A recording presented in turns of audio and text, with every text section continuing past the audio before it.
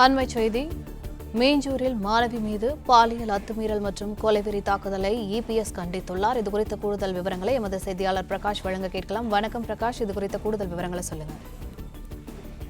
திருவள்ளூர் மாவட்டம் மீஞ்சூர் அருகே வீட்டில் தனியாக இருந்த கல்லூரி மாணவியை குறிவைத்து கஞ்சா போதையில் இருந்த இளைஞர்கள் பாலியல் அத்துமீறலில் ஈடுபட்டு பாதிக்கப்பட்ட மாணவி மீது கொலைவெறி தாக்குதல் நடத்தியதில் மாணவி உயிருக்கு போராடி வருவதாக வரக்கூடிய செய்தி அதிர்ச்சி அளிப்பதாக எடப்பாடி பழனிசாமி பதிவிட்டிருக்கிறார்.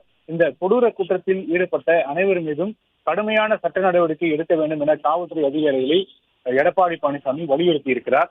கஞ்சா போதை, பாலியல் வன்கொடுமை, கொலை முயற்சி, இதுதான் திமுக ஆட்சி காலம். படிக்கும் கனவுகளோடு இருந்த மாணவியை ரத்த வெள்ளத்தில் உயிருக்கு போராட வைத்திருப்பதுதான் ஸ்டாலின் மாடல் என எடப்பாடி பழனிசாமி பதிவிட்டிருக்கிறார். இந்த ஸ்டாலின் மாடல் தான் மீண்டும் ஆட்சிக்கு வர வேண்டும் என திரு ஸ்டாலின் துடித்துக் கொண்டிருக்கிறார். நான் ஒன்று கேட்கிறேன். இத்தனை நாட்கள் தேர்தல் பிரச்சாரம் செய்த திரு ஸ்டாலின் தமிழ்நாட்டில் பெண்கள் பாதுகாப்பு கேள்விக்குறியாகியுள்ளதை பற்றி ஒரு வார்த்தையாவது பேசினாரா என எடப்பாடி பழனிசாமி கேள்வி எழுப்பியிருக்கிறார். தன் ஆட்சிக்கான அக்கௌண்டபிலிட்டி இல்லாத, என்ன நடக்கிறது என்று ஐடியாவே இல்லாத ஒரு டம்மி முதலமைச்சர் தான் தமிழ்நாட்டை ஆண்டது போதும். வருகின்ற ஏப்ரல் 23 அன்று நடைபெற இருக்கக்கூடிய சட்டப்பேரவை தேர்தலுக்கான கேள்வி ஒன்றே ஒன்றுதான். தமிழகம் வாழ வேண்டுமா? ஆம் என்றால் திமுக வீழ்ந்தே ஆக வேண்டும் என்ற எடப்பாடி பழனிசாமி பதிவிட்டிருக்கிறார்.